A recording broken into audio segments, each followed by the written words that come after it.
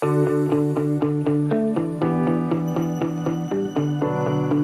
welcome everybody to our latest PACE webinar. It's my pleasure to have Mark Spracklen here today of CBA Solutions to talk about implementing the PACE method to forecast, optimize pricing, and maximize profits. I'm very excited about this webinar today. PACE has a lot of resources devoted to various aspects of our profitability analytics framework. A lot of them are dedicated to looking at cost management, and in that area, but not many of our resources talk about the framework as a whole, looking at revenues, revenue management, cost management, and investment management holistically. And today, Mark's going to talk about a case study involving a holistic application of the profitability analytics framework. So again, this is a very exciting session for me, and I think you'll all find it very much of interest. At the end of this session, Mark will be answering your questions. So as we go along, please feel free to put questions in the chat feature, and I will ask him them at the end. So with that, having said that, Mark, please take it away. Yeah. Hi guys, thanks a lot for coming. As Ray said, this is a real project. Just finished last month, and it's active, and they're using it on almost a daily basis or a weekly basis. And the objective of this project was to do almost exactly what I assumed the PACE method was really about. And this is looking at future-looking profitability and trying to optimize that profitability through pricing to get the maximum profitability in the long term. So this is not looking at historic costs, it's looking at forecast costs. Now, this was for a telecoms operator, but I've tried to keep this as generic as possible because I think it really applies to pretty much any industry. Just quickly, my background, I've done a few of these sessions now, so a few of you might have come across me before, but I've been doing this longer than I care to remember, really. I think the important thing from my experiences, until last year here, I was working full-time at a telecoms operator, and I was actually a user of the cost management system that the company had in place run by finance. So as well as implementing these projects for Deloitte and other companies, I've actually been on the other side of the table, and I've actually been facing the consultants and demanding they basically do a better job for us, which has given me a bit of a different perspective on where we go with the problem. I was forced to retire last year. They had a policy of 60 and you retired at the company. So I'm back freelancing again now. I'm focusing more on training and teaching, which is one of the reasons I'm really involved with PACE. But this is a real project I did with a big leading consultancy in Europe. So basically the project's objective was looking at pricing. So a tool that could help them look at the different pricing policies they wanted to try out and see how that impacted the profitability. Long-term objective is maximize profits. And to be honest, this is one of the first times I've come across a company who actually came to us and asked for this. I've been telling companies to do this for decades, and a lot of them haven't, but this company actually came to us and asked us to implement this for them.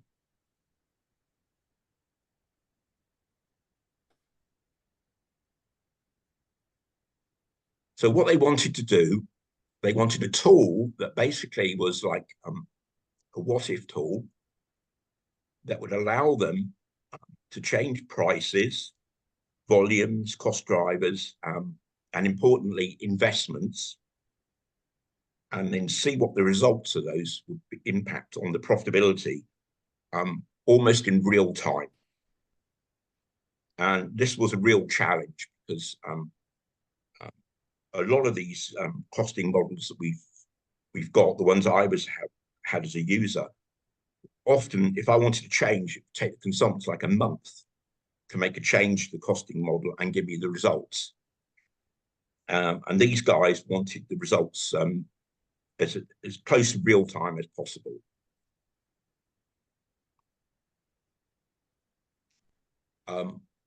And we put this in the context of the PACE framework.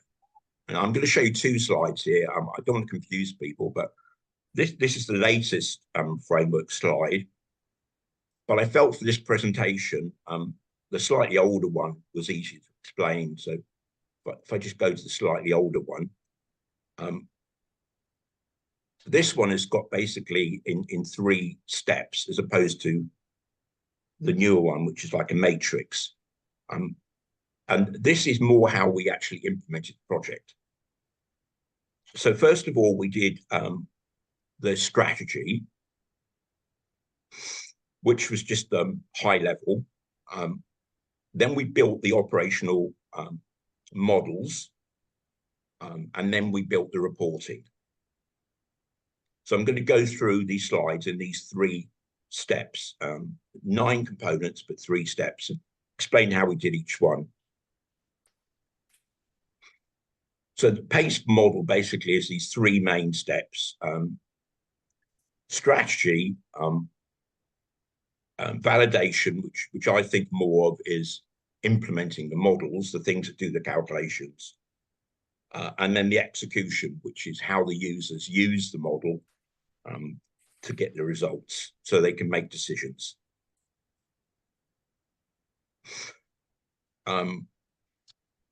So the first part is the strategy formulation.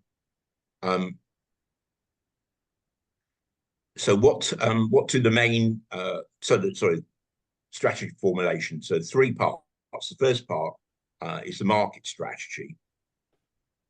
And in our case, it was what did the main customers expect? This telecoms operator was a wholesale provider. That is, they don't deal directly with retail customers. They've got a monopoly in the country to run all the telecoms, the fixed telecoms for this country. And then they sell these services to about 20 main other operators, both fixed and mobile, in the company. So what we did was we discussed this with these customers to see what they expected in the future regarding pricing. We then looked at what was happening in the region, in the rest of the world, with respect to new products. So if there was anything additional that might be coming down the pipeline. And then we looked at regulatory requirements. One slide I think I actually skipped over was the project was based on a 5-year forecast. So all of these things were looking 5 years into the future. So we had to take a long-term view of what the product might be in the future and what investments might be needed. And then we looked at the operational strategy, what they had in place at the moment, and then the investment strategy. And what we found was,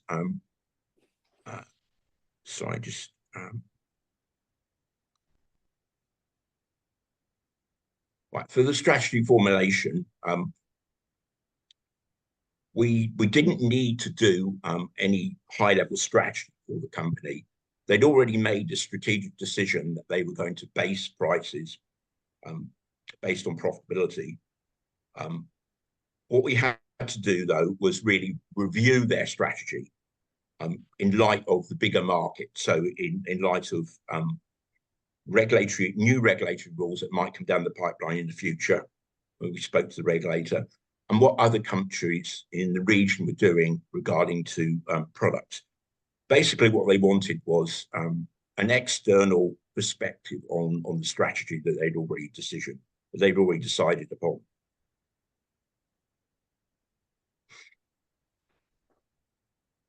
So the market strategy, the first part of this, we spoke to the large customers, and as we expected, what they want was lower prices. We spoke to the regulator, and they also expressed major concerns about the existing prices. Whether those were justified or not, the regulator didn't know.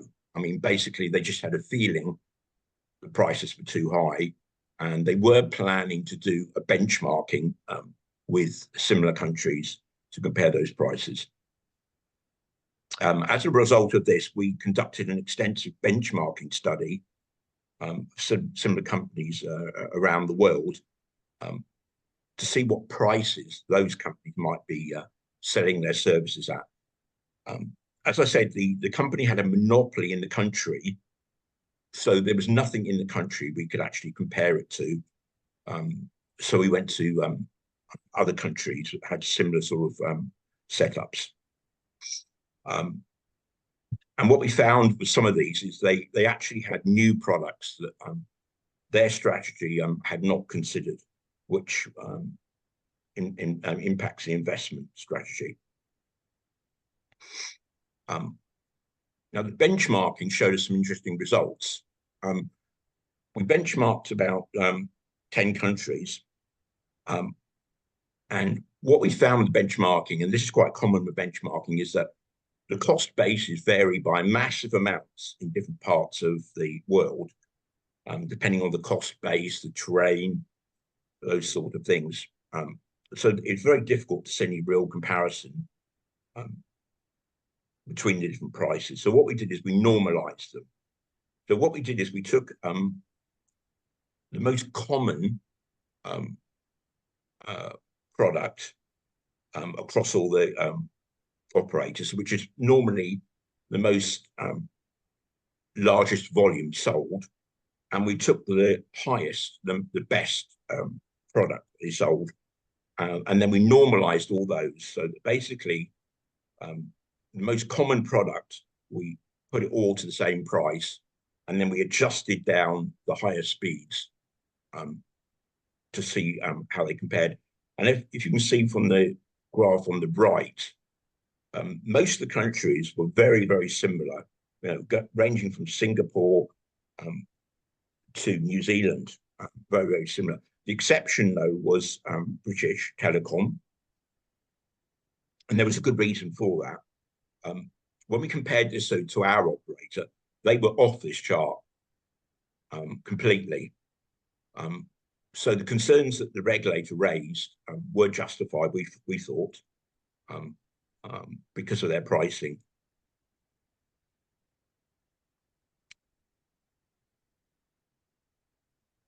Yeah, so I just explained those two charts. I'll skip over that one.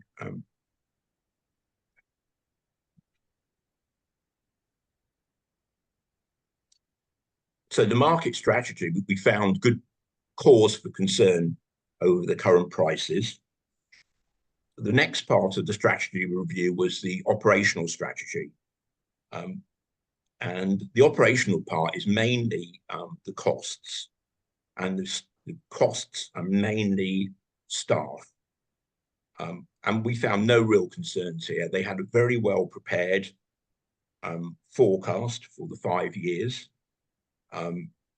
They had some outsourcing, but it was non-critical activities. So we did a review of this, but basically it was all good. There was nothing we could really add to this, which helped us a lot because it means we could take their operational forecast and use that as an input to our solution.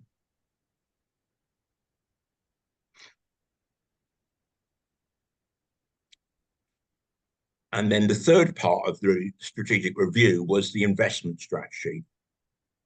Now here we did find some major discrepancies between what they'd done as part of their forecast for the next 5 years and what the market, or what we expected the market to do.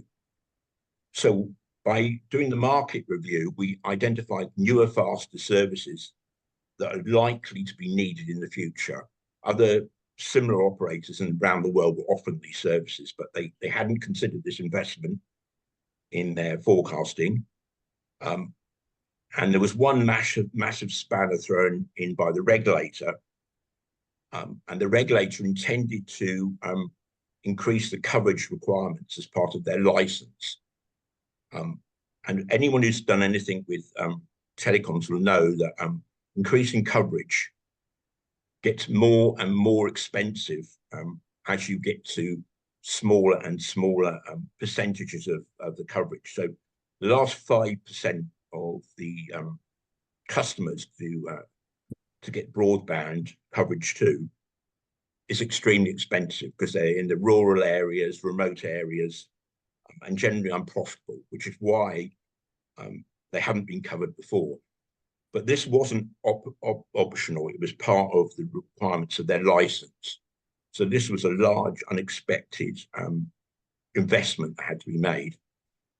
As a result of this, they started 2 independent studies by engineering to find out what the costs of these 2 additional investments would be, which we built into the model to see the impact of those.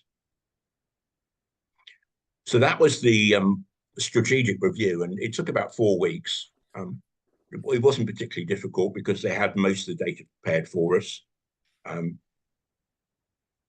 But we did find some quite important things that they wouldn't have found if we hadn't done it.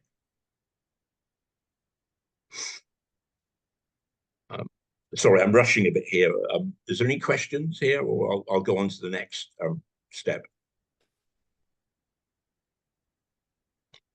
No questions so far. Right, okay. Please feel free to put them in the chat feature.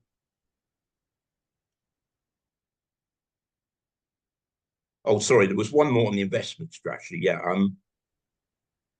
one of the critical decisions on the investment strategy was what sort of a method we used to recover the investment.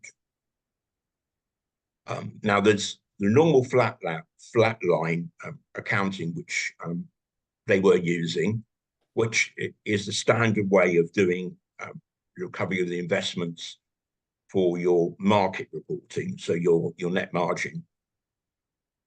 But there's 2 other ones that are used sometimes in telecoms companies. One is called economic depreciation, the other one's tilted annuity. And basically, the problem with normal flat line accounting is that if you've got a new product or service that's sort of brand new, a good example would be, for example, 5G a couple of years ago. You have to invest a huge amount of money in this new product or service before you've even got one single customer. And then when you get the first few customers, if you just work out the unit cost of that customer, they will be massively unprofitable. Because if you built the network for 1 million people, but you've got 10,000 customers, if you do just normal profitability, they will look hugely unprofitable. And that is not much use when you're looking at profitability. And these 2 other methods which are used by regulators, for example, economic depreciation is used by the European regulator. They give you better unit costs at the early part of the life of a new product or service. However, what we found is those results don't reconcile with the management accounts, and they can be very wrong in the long term because it relies very much on a long-term forecast of what the volumes will be. This is a bit complicated, so I'll just go on to the next step, sorry. What we decided to do, we opted for a method which I've used in the past called spare capacity. Now, what this does is this uses flat line depreciation, so the numbers always reconcile with the management accounts and the market reports. What we do, though, is we take out excessive spare capacity that's not being used in the current year. Now, accountants generally don't like this because it results in a product that has no revenue. But what it does do is it gives you reasonable profitability report results for the customers that are using the service. So, if, for example, 5G, if 75% of the 5G network is not being used this year, then we would take out 75% of that cost and only use the part of the cost that's actually being used by the customers, which gives you sensible profitability numbers for the customers. What that means, though, is there's a large cost, no revenue. And generally, accounting people don't like that. And the way we explain this to the management is that this is a lost revenue opportunity, and that this is investment that is being made, and it could be generating revenue, but it's not generating revenue yet. And this was accepted. So this is a trick to get sensible numbers if you've got new products or services. A spare capacity is not necessarily unused capacity. It's capacity that will be used in some future years, but not in the current year that you're looking at the profitability about. So this changes year on year.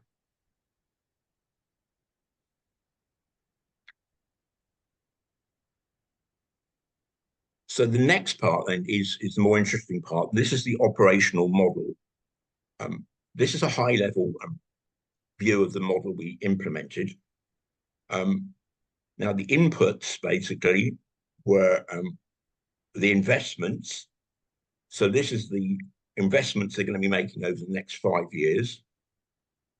The operational side, costs and headcount.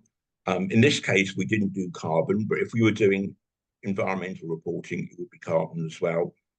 And then the prices.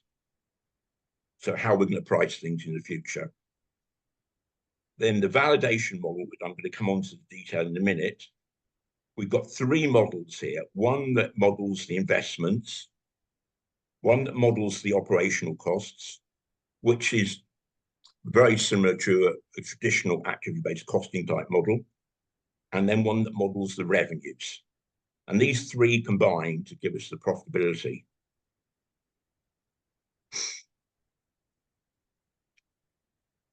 And these were the main inputs to the operational model. So we've got historic data. The historic data was coming from the ERP system, in this case SAP, activity analysis, which they'd actually already done. It was a little dated, but most of it was actually quite good. Oh, one thing I didn't mention before, I meant to, is they already had a historic costing model in place already. And then network statistics. So the volumes on the network, what customers were buying, and then the billing, which gave us the revenue. This was all historic for the historic year, which we called the baseline. And then we took the 5-year forecast plan for the next 5 years. And then this is the main inputs to the calculation.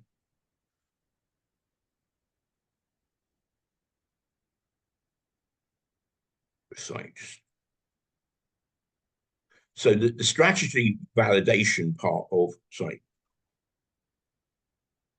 the strategy formulation part of the PACE method is the 3 steps.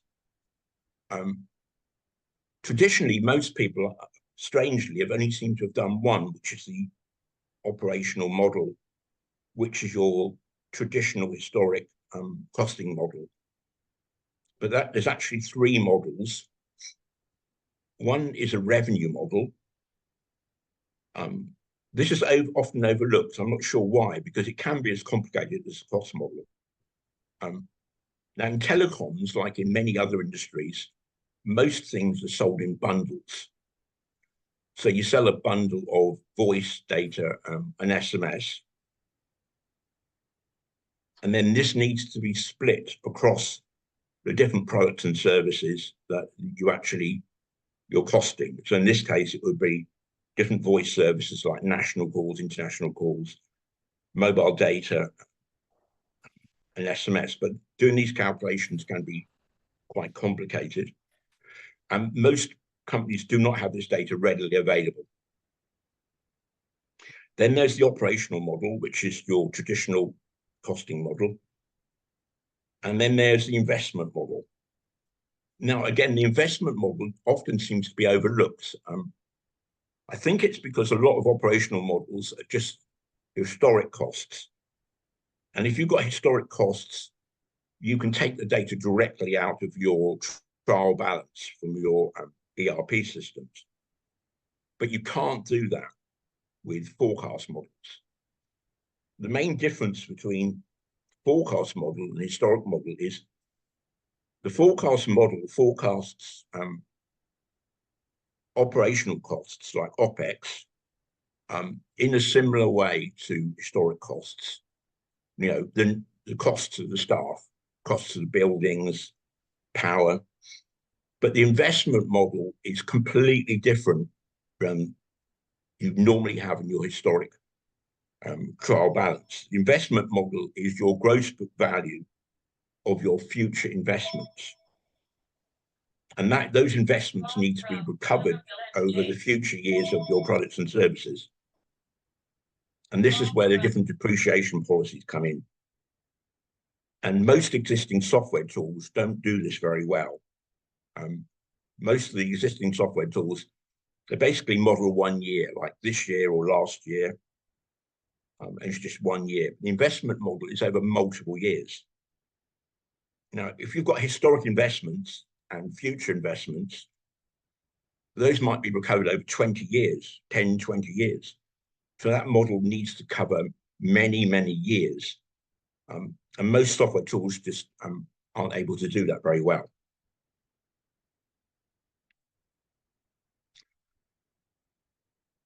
So the strategy formulation bit, there's 3 parts to this.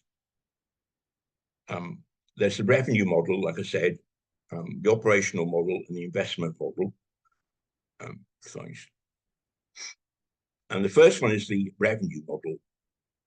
So the main input to the revenue model is the future prices, future volumes.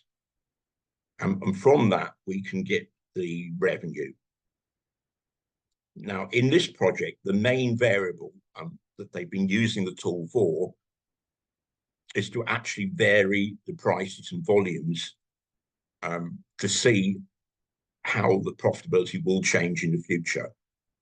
The investments, once they're set, they don't change much, but they're changing the prices and volumes on a monthly basis to see, to try different what ifs. What if I lower the price? What if I increase the volumes? How will that impact my profitability?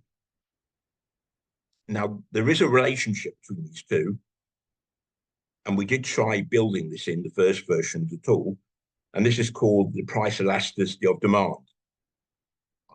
And this is I won't go into some detail, but basically, this is a measure that allows you to look at the relationship between price and volume. So basically, it says that if I double my volumes, if I halve my prices, what will happen to my volumes? Now, if I halve my prices, if I can double my sales volume, then I will maintain the same revenue.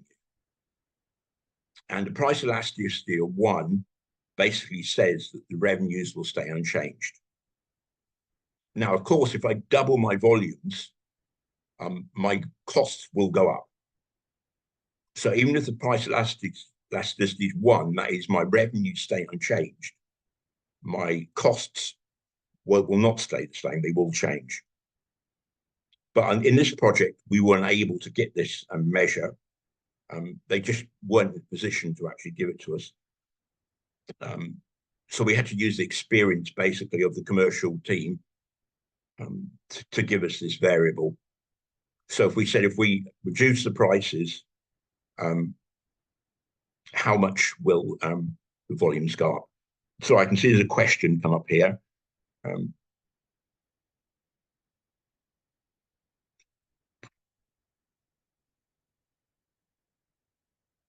Sorry, Rafe, can you just read that for me? I can't, I'm not sure I quite follow it. Sure. So it says, how would you suggest to forecast fleet and fuel expense for broadband provider have provision and repair both? I'm not sure what provision repair both means, but Yeah, so how would you forecast? I can sort of put this in context, okay? Okay, sure. On this project, we were told by the regulator as condition of our license that we had to increase the coverage. So this is rolling out to these rural areas which didn't have broadband connections. But that was a condition of the license, a new condition of the license. From our study, we identified how much extra, sorry, we didn't do it, the engineers did it. We gave them the definitions. They worked out how much extra mileages of cable and duct and everything that would have to be built to make that coverage. From that, we got an estimate of the additional engineers that would be needed to build that rollout. We didn't do what was mentioned here of the fleet and fuel expenses, but we would have had the relationship on the existing engineers, how many cars they use, and how much fuel they use. From that, we could then do an estimate of the additional fuel and expenses that would be needed. Now, one of the reasons we didn't have to do this, this build part of the network was not considered a core activity. And this was actually outsourced. So the people digging up the roads and laying the duct and putting the cables in was actually outsourced. And we had standard rates for that outsourcing rate. So we could do the estimate of what was required from that. So it's not an exact answer, but it was something we considered. We did look at all OPEX costs. But what drove those OPEX costs increase, and this is the increase from the forecast that they've already done, was a change in the regulatory environment, which came out of our review of the strategic review, which if we hadn't done that, we wouldn't have found that. So it was well worth doing it. Mark, can I ask a question? Sure, yeah. The prices, were they not constrained, say, by the regulator, or were they variable going forward? So wouldn't that be an output of the cost model? Say you've got an iterative problem. Well, it's a good question. Surprisingly, in this case, even though this company had a monopoly for the whole country, the prices weren't constrained. But when we spoke to the regulator, they were considering doing that because they were not satisfied with the existing cost model and the results that were showing. Yep. And what came out of part of our benchmarking review was that their prices for the higher speeds were unreasonable compared to the benchmark. Sorry, was that at the retail level, what the retail operators were selling it at, or at the wholesale level? Well, no, we looked at the wholesale level, but Okay. the retail operators basically they just put a markup on it. Yeah. So we did speak to the retail operators as well, and they told us the same thing. They thought the prices were too high, but they're always going to say that. But what we found from the benchmarking study was the what we call the anchor product. So this is the lower speed product that 80% of the people were buying. that product was very reasonably priced compared to the benchmark. Yep. What we found, though, was the higher speed products were unreasonable. And what we recommended, and this was after we built the model, after we put in a different pricing strategy and tested the profitability, was to lower the price of the higher speeds. And our assumptions were that if we lowered the price of the higher speeds significantly, so this is the price gradient. I've got a slide on this in a bit, but I'll answer you now. Okay. Some customers, not all of them, would go to higher speeds. Yeah. Okay. So we would generate more revenue. So what we looked at was that even if we reduce the prices to the higher speed, we could still maintain the same profitability. It's just the profitability would be more balanced across the different products. Yeah. And we proved that by putting the prices into the model and actually doing those calculations using the elasticities that we were given by the commercial people. So we by using this tool, we were able to demonstrate that would be the case. Okay.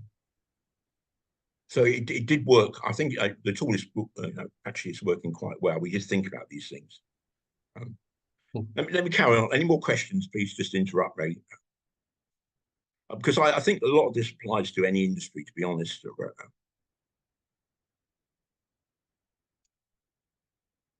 Now, the revenue model, this is an interesting thing. It's not only in telecoms, but I think it's a bigger issue in telecoms, is that there was a big discrepancy between the way IFRS 15 is reported in financial statements to the market and what is used by the guys for doing pricing. And I found this in the last job where I was one of the users, and we found some extremely strange results. And it turned out that the finance team changed the revenue accounting methodology to meet the IFRS 15 standards, and hadn't told the rest of the business. They changed the way they were doing the revenue reporting. I spoke about this on a previous one, so I won't go into this in great detail. But basically, the IFRS 15 reporting, the way it does the revenue analysis, it says that if I offer a customer, say, 100 gigabytes of data, I assume that customer is going to use 100 gigabytes of data. The way we do it normally with pricing is we say, I'm going to offer the customer 100 gigabytes of data, but we don't think most customers will use that. They will only use 50 megabytes, and we'll price it accordingly. But not only price it, but we will scale the network and our investments accordingly as well. So the way our IFRS 15 works with their the revenue reporting, is just inconsistent with the way pricing is done, and it's inconsistent with the way investments are done. And if you take that result from the financial statements and you use that for your pricing and your profitability, you will get extremely misleading results. And we were actually, this was actually raised by the regulators to us. We spotted it, but we kept quiet about it. But then the regulator actually came to us, not in one country, but in 2 different countries. And they said, we will not accept this. You have to do it based on usage, which is what we were using for pricing anyway. But we actually got a ruling from the regulator saying we were not allowed to use the IFRS 15 reporting for our regulatory reports. So it's something to watch out for. I won't go into detail now, but if anyone's got any issues with revenue modeling, it's something you've got to be very careful of.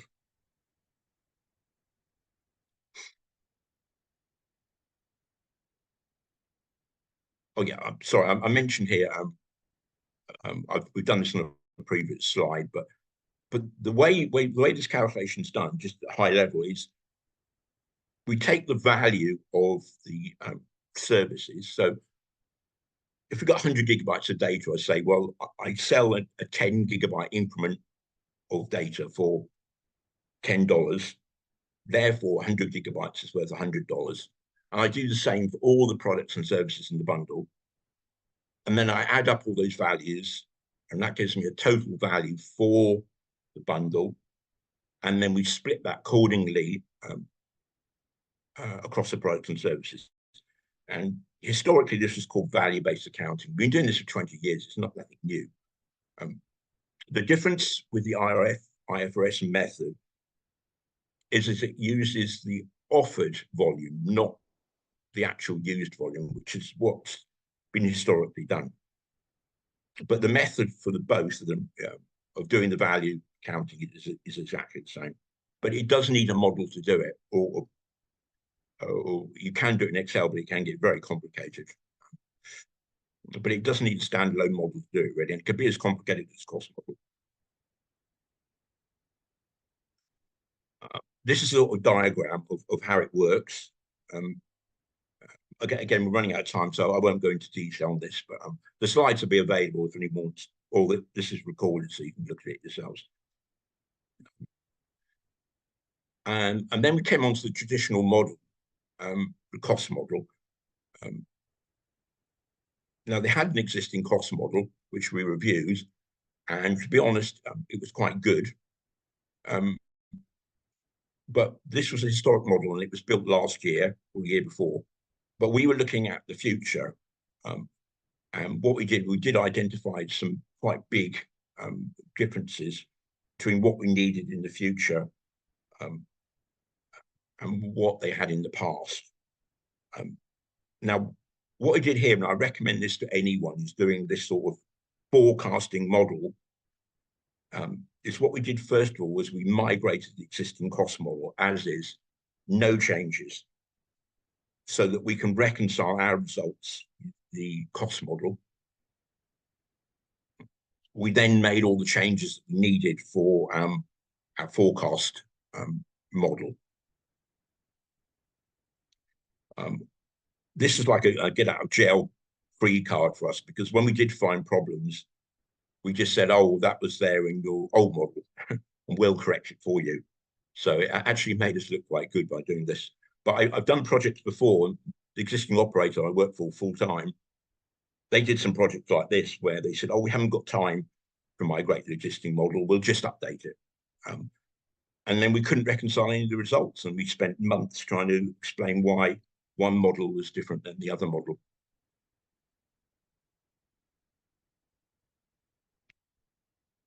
So this is the operational model.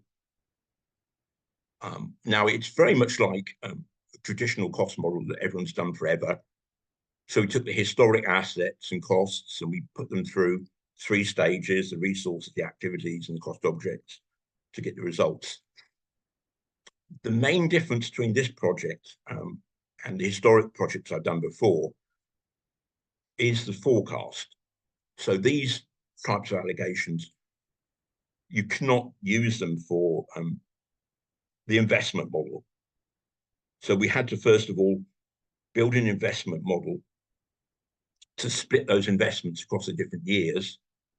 We then just built a different slice of this model for each of the forecast years, using the forecast volumes and costs and assets and so on.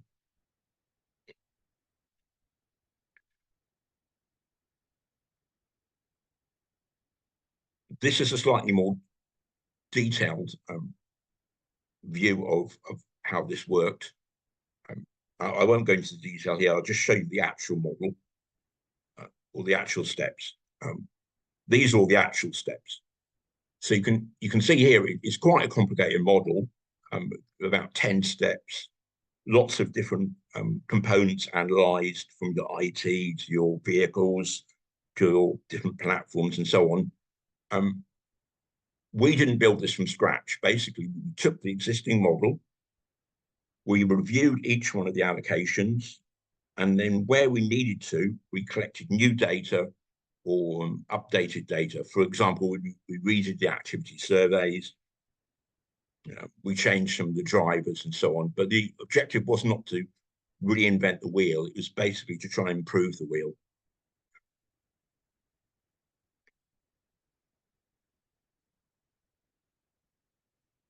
Now, a few things that have come up when I've spoken to a few people recently, and this actually came up on the project. And this is the using traditional ABC versus this time-driven ABC that came up some years ago. And there's a confusion. This client thought it was new and something we should be using, but neither of them are new. Both of them have been around for over 20 years. You use one method or the other, depending on really what's the best driver for that type of activity. So a couple of examples here. The traditional ABC, it's more for support activities, business activities, engineering activities. Whereas the time-driven, it's more for volume type things like sales channels, like sales in shops, customer care where they're answering the calls. That can depend on the quality of service. That is how quickly the call is answered, which can depend on the value of the customer. And then there's the hybrid ones, which we tend to use quite a lot in telecoms. And I think it's true in most asset-intensive industries, is that we typically allocate a lot of the technical activities based on the assets. So a major input to these cost allocations is actually the asset model, the investment model, sorry, and the value of those assets from the investment model. So, for example, if I had a team of engineers looking after the radio network, there will be one team looking after the whole of the radio network. My activity-based analysis would tell me how many people are doing radio maintenance. I would then split that to the different technologies, 2G, 3G, 5G, and so on, based on the asset value deployed on the radio network, which would come out of the investment model. So the investment model is not just an input to the costs. We often use that as a driver of the costs as well. So there's no one answer to the cost allocations. The best driver really for whatever the cost is. And there's nothing new or old about it. It's stuff that's been done forever, really.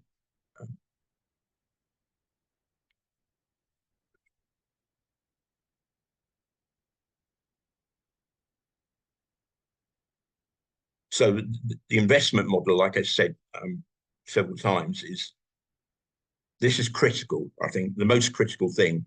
Activity-based costing has been done forever, and people know that. Investments and how those investments are recovered in the future, many people don't seem to have considered. They take the asset costs, historic asset costs from the fixed asset register, and they use those, but they don't really consider, well, how are we going to recover those assets in the future? What are my new products and services going to look like in the future? And in this case, they plan to replace the whole of their core network, the different technology over the next 5 years, completely replace it with new stuff. So that part of the model we had to change completely from the historic. And these costs were recovered over multiple years. And what we found was that the software they were using for their historic costs could not deal with this. So the historic software deals with 1 year at a time. But investment is over multiple years. It can be 20 years. So you have to do this different slice of the investments. And the current software just could not do that.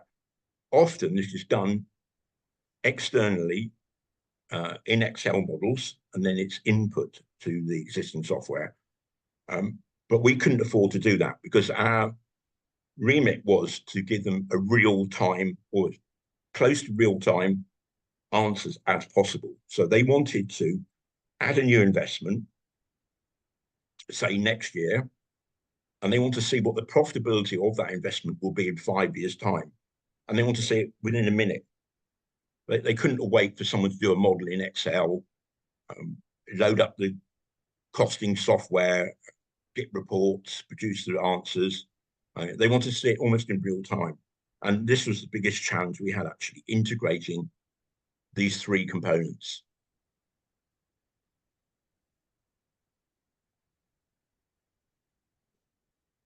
Sorry. So the investment model is nothing particularly new or particularly complicated. Basically, it just does it almost exactly the same as what the fixed asset register does, except it does it on a forward-looking basis. So the calculations are the same. Basically, you work out what your depreciation is going to be. Normally, fixed asset register is the accounting depreciation, but we could have used different depreciation rules. We didn't, but it doesn't really make much difference, to be honest. Then you work out the accumulated depreciation over different years, which gives you a net book value. Sorry, is a question there?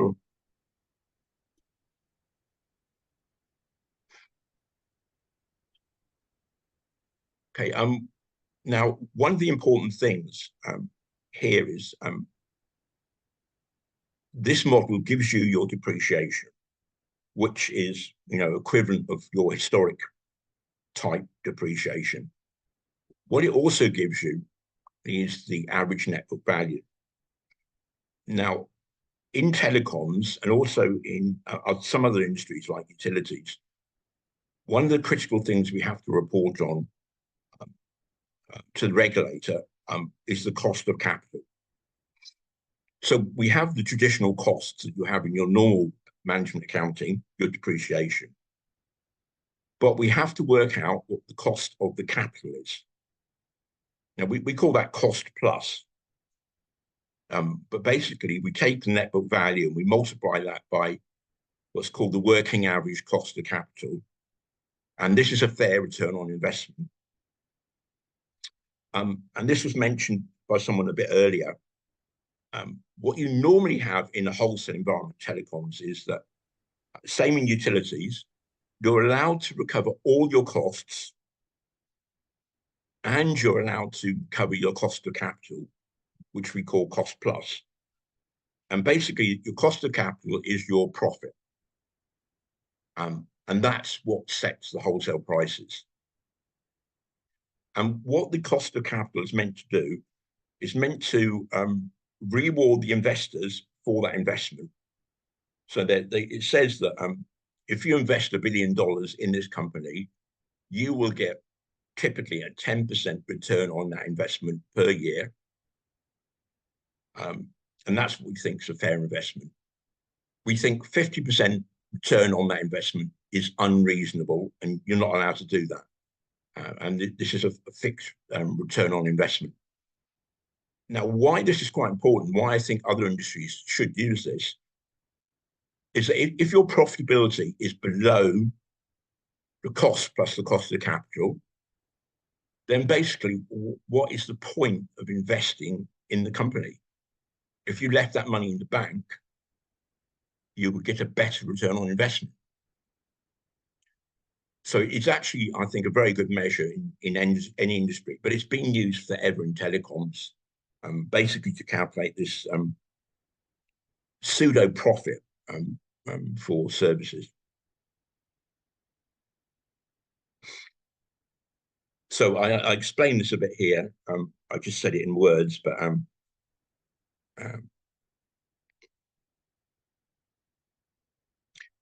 just a point from this project. We did get complaints from the other operators and from the regulator. They thought the profits of the company were too high. And our conclusion was that that was correct.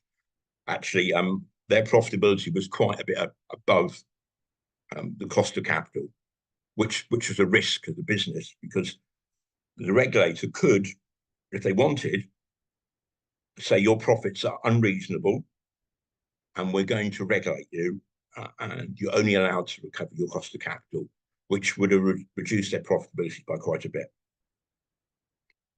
And this was something the model actually identified. And reducing the cost of the prices of the high-speed bandwidths was one of the the things we recommended to actually reduce this risk of the regulator intervening.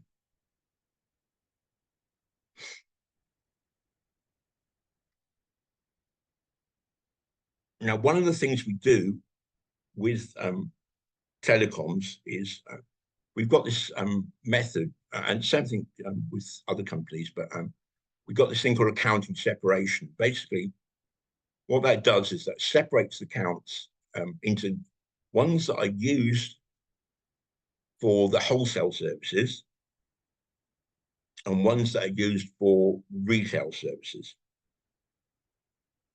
And the regulator wants to see, well, what are your actual costs for your retail services? And you have to exclude all your wholesale services, and you have to exclude any retail ones.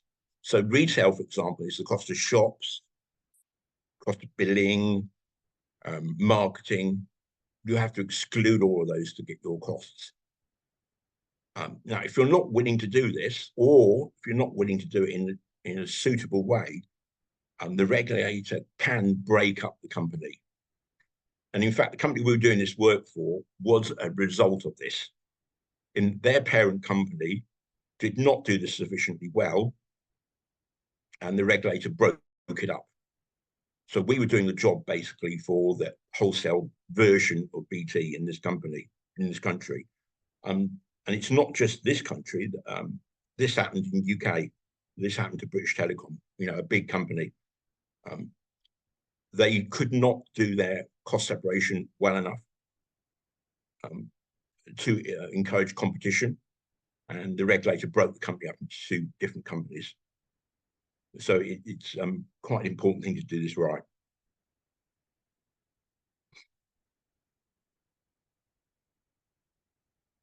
So coming on to the last bit now, I'm just running out of time here. The execution. This is actually where we had the biggest challenge. The investment part, basically, it's an engineering thing. What are the new products and services going to be needed? What are the investments? Costing bit was what is my cost model? I'd done this dozens of times before, so it's always straightforward. Where we ran into a bit of a brick wall and slowed the project up was basically the execution part. They wanted the inputs to the model to be simple enough that people from marketing could put in volumes and prices and get results without having to use any costing software, without having to know anything about the costs. So something, but they call it an input dashboard.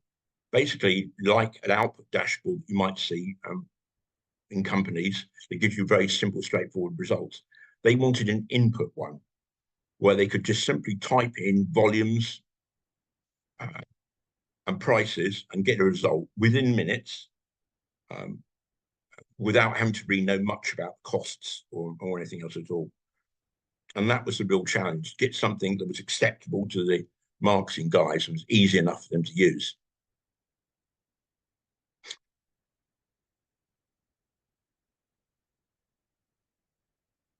And the main part of this really was the revenue management part. So quickly, I'll just cover the other two parts. The investment part, the investments change every year. So once a year, you do a strategy and you see what the new investment is going to be. That won't change during the year, hardly ever. Operational costs, again, once a year is probably enough to do that. But the revenue management, they wanted to change this on a weekly, monthly basis, and then see what the impact of these results would be. So this is where most of the focus was. Now, the thing to note here is that if, for example, if I reduce the prices of one product by quite a lot, the volumes might go up by quite a lot. Now, those volumes might use more of my resources, my assets. So even if a second service, service 2 here, is unchanged, so I'm not changing the volumes, I'm not changing the prices at all, but those costs can come down. So more of the common assets are used by the second service. So it impacts those costs. So you can't just change one product and say, what's my result? You basically have to look at all products and services and see how that impacts all of them.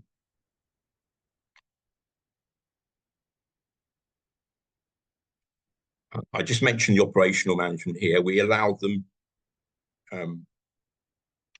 to add new operational costs to staff and buildings. This is what we did for the coverage. We added in extra staff for the extra coverage, and also to increase inflation. So if inflation changed more than what they'd done in their forecast, because we knew we were entering an inflationary period, that they could just put percentage increase on OPEX as well. And then for the investment management, we allowed them to add any new investments they wanted at any time in any year, and then it would calculate the results of those across all the following years. But again, that's only probably going to change every once or twice a year.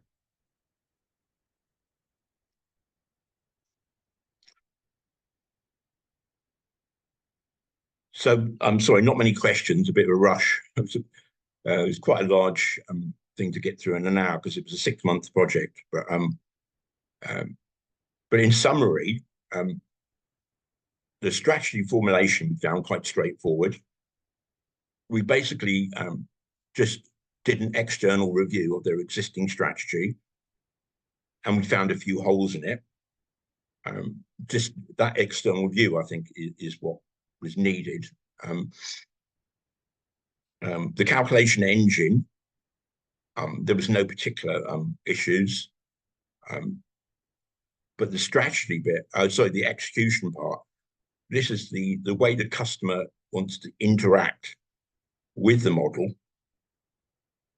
We did have problems with, because they wanted something, like I said, very simple to input, and it needed to be integrated with the calculation engine, and the speed was critical to get this running in almost real time.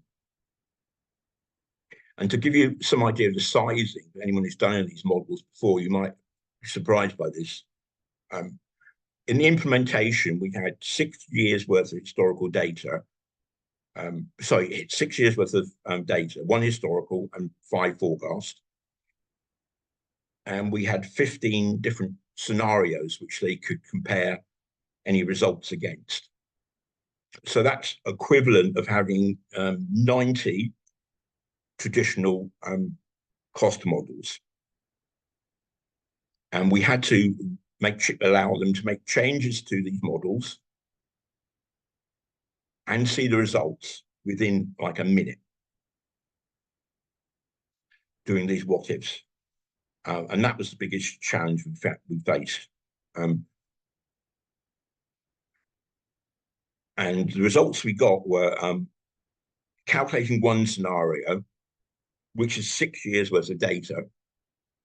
And this includes reading all the input dashboard that the users have typed in, creating the reports like the P&L and the various other reports they wanted. We got it running in about 1 minute, which I was actually surprised about. Now, the technical solution, which again might surprise a few people, we couldn't use the existing historic cost software modeling tool they had, which was working fine, no real big problems with it. It's just too slow. It wasn't too slow to do the calculations, that was fine. It was too slow to be able to load new data, produce the results, and create the reports within a few minutes, because we are basically, any change could affect 90 models. And we would have had to have loaded 90 models, produced the results of those 90, consolidated them. It was just impossible to do it very fast. But the main killer was that the existing software could not do the investment model calculations. So what we did in the end, we adapted an existing soft Excel solution we had. Now this proved very flexible, but there were downsides. We used Excel 365, but we did find some stability problems. The software crashed occasionally. One point we had to even rebuild one of the modules completely because Excel got so corrupted. So I think Excel is a good solution for doing this. This is what we used, and it worked, and it was fast. No, sorry to interrupt you, Mark. Did you look at any other sort of forecasting tools like OneStream or Anaplan or Hyperion? Well, we didn't in detail, no, because they already had one software solution, which they were struggling with. I think if we come in with another software platform,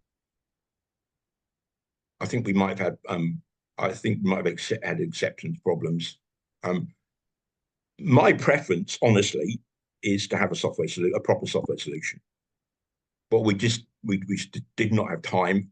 And as I said, we had to do these three different things.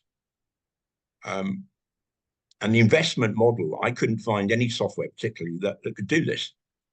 A fixed asset register does this, but it doesn't have the forecasting ability. And it couldn't do it fast enough across all the multiple years and multiple models within the speed that we needed. So I think long term, I think there's probably a gap in the market for someone to come up with a solution that can do this whole thing. But we couldn't find one software package that could do it all three parts. So the three calculation parts is the revenue calculation, the traditional cost, which a traditional model does fine, and then the investment part. But you need this profitability. Yeah, I think the calculations you're talking about and the multi-year is lacking in most software. It's multi-year was the killer, I think, really, because if we did this with traditional software, we'd had loaded multiple models, or at least multiple years worth of models. Then we would have had to export those into some sort of reporting tool. Absolutely, yeah. I don't know why this takes so long. Honestly, I mean, I've just been working for an operator for 8 years. If I wanted to change to the model, it would take finance a month to make a change to produce results for me. 1 year. And I could never figure out quite why. This is me as a user being frustrated. I can never really understand why it just took so long. So it's the flexibility, it's the what if ability.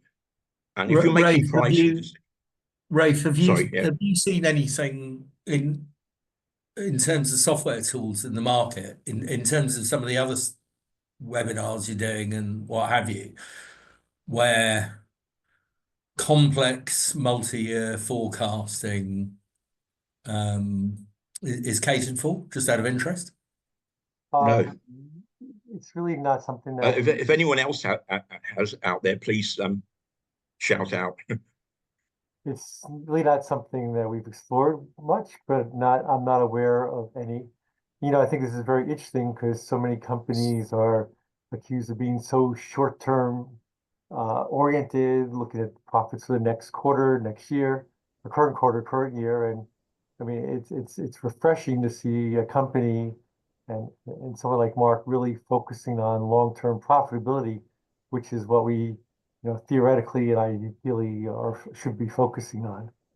Yeah, well, the negative feedback I've had in the past from previous projects I've been involved with, including myself as a user, is that marketing would never accept the results of the cost model because they said the costs are too historic. They're from 2 years ago. There's no point.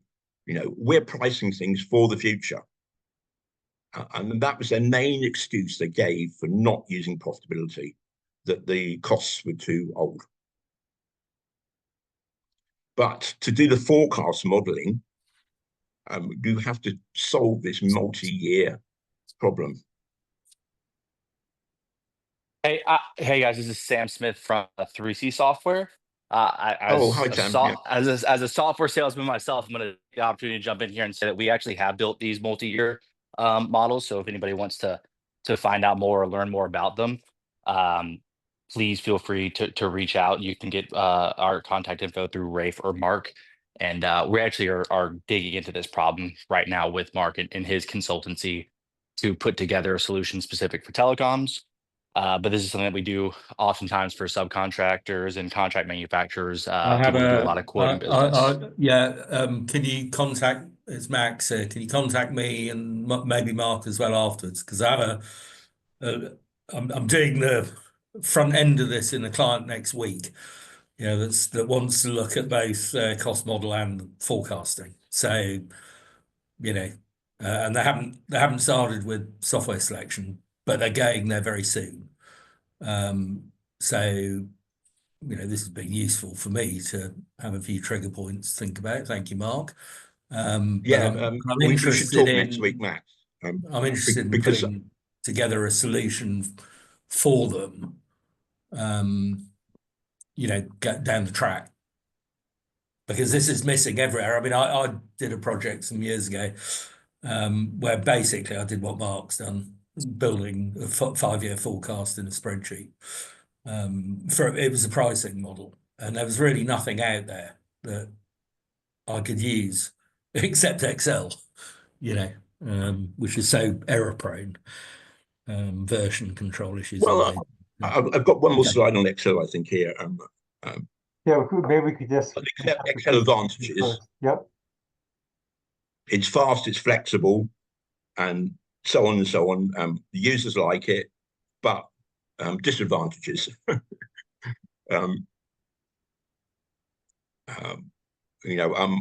We had lots of crashes, and we built it from scratch using Excel 365, the latest version, and we were getting crashes. It's still not stable enough from what I can see. We also had performance problems if they were using it in the cloud, and this customer had their Excel 365 running in the cloud. And some days it would run in 1 minute, some days it would take 20 minutes. It was on a standalone PC, it was always 1 minute. But the final point there is, and I think Max would probably agree with me on here, doesn't matter what software you're using, whether it's Excel or off-the-shelf software, I mean, you can still build models from hell. A good model is the key to a good solution, I think, really, whatever software you're using. Okay. Well, thanks a lot. Not too many questions. I hope I didn't overwhelm you all, but you can always go back and look at this well, from the recording. Let's not wrap up. I know we're running over, but it's such an interesting webinar. I don't want to, if folks have to leave, feel free to do so, but I want to continue a little bit longer. But before I get to questions, I did want to encourage everyone here to become a member of PACE if they are not already a member. You can do that on our website, profitability-analytics.org.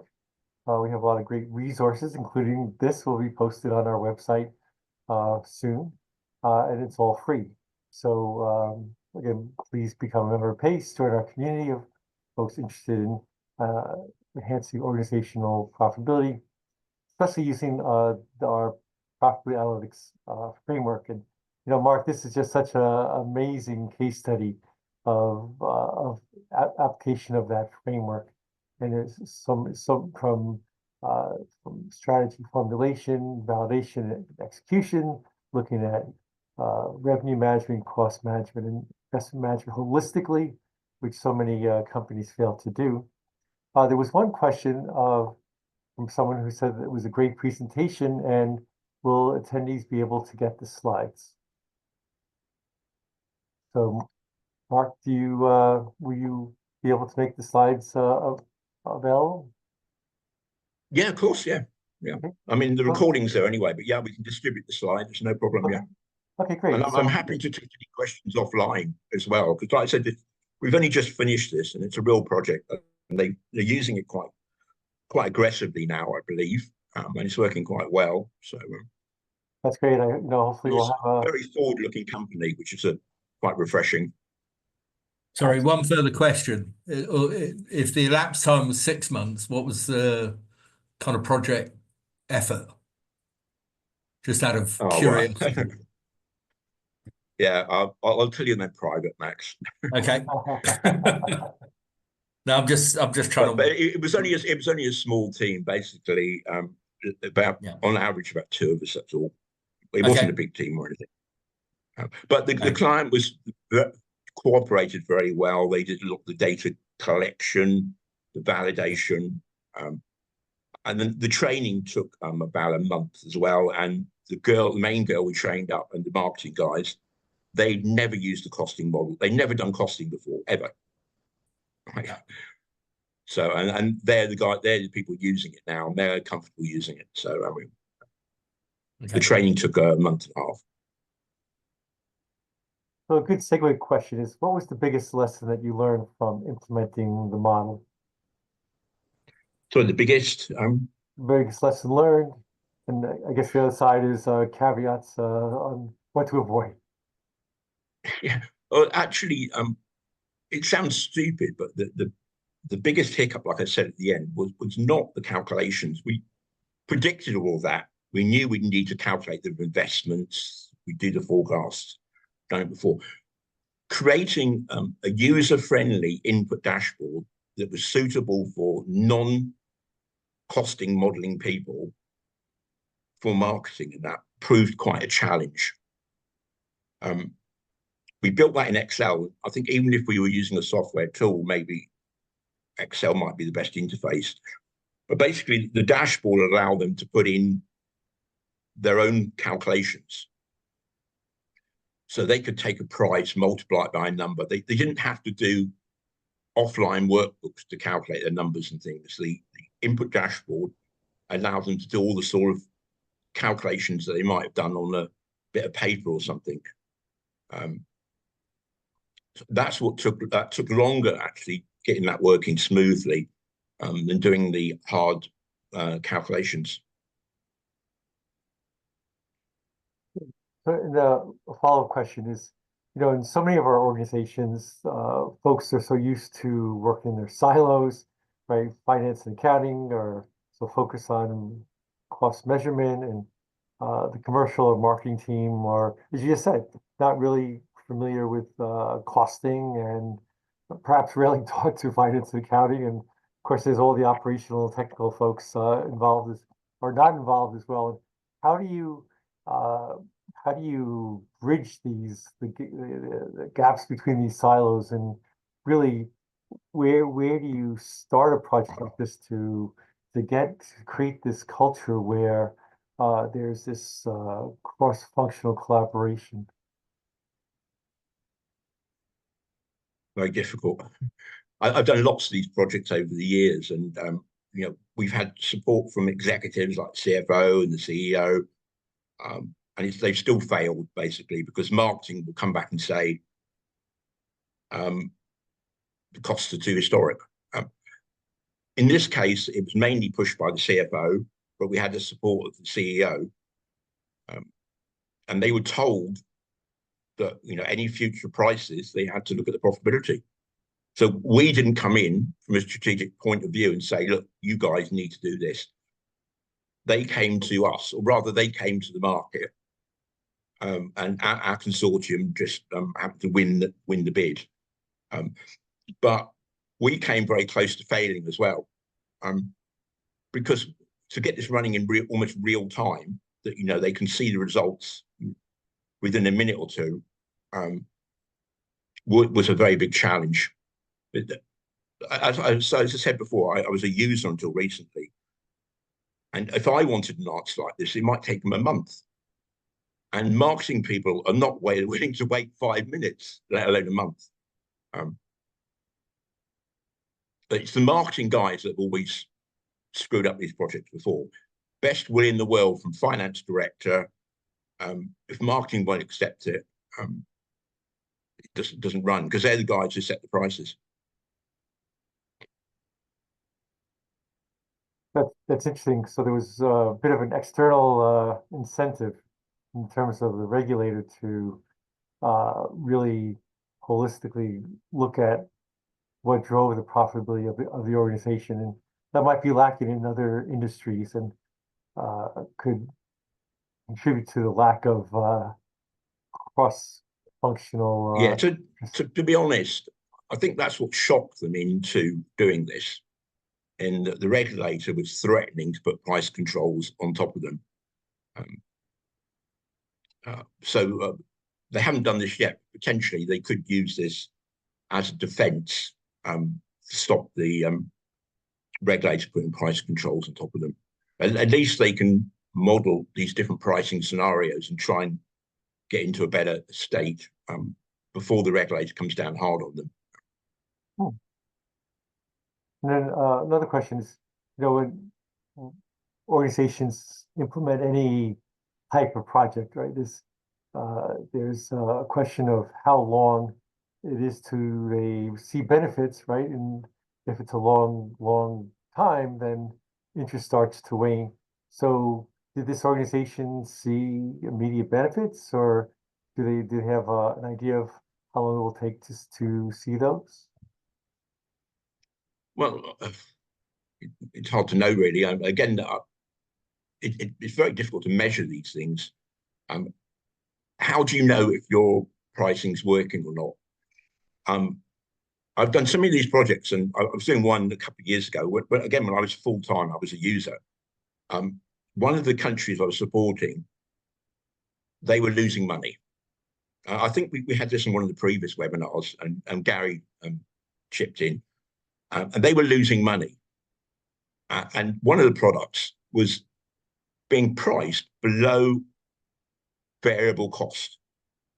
This means every single minute this product was being used, they were losing money, real money, right? This is variable cost. And I said, well, why are you doing this? It's insane. And they said, we have to because the competition is.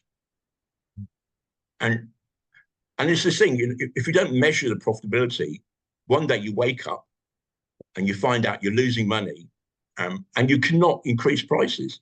It's almost impossible to increase prices. What you've got to do is manage your prices to make sure you're going to maintain your profitability.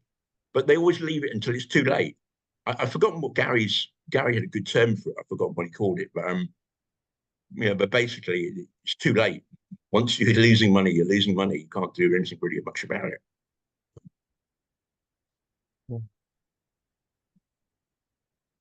Well, I don't see any more other questions. Again, I encourage everyone to go to the profitabilityanalytics.org website to check out the huge amount of resources we have available, especially around our profitability analytics framework, of which this is amazing.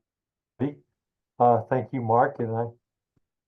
If you can mention that there's a telecoms user group, they can always put questions in as well. Yes, thank you so much. So on our website, interest group, sorry, yeah. We have interest groups, yep, exactly. And there's a telecom profitability interest group as well as many others that you can feel free to join and ask questions, collaborate, and so on. So again, I would encourage everyone to join that interest group that's led by Mark and continue our discussion there. Again, thank you, Mark, and thank you everyone for joining us today, and we'll see you next time. Thank you. Yeah, thanks a lot, everyone. Bye. Bye-bye.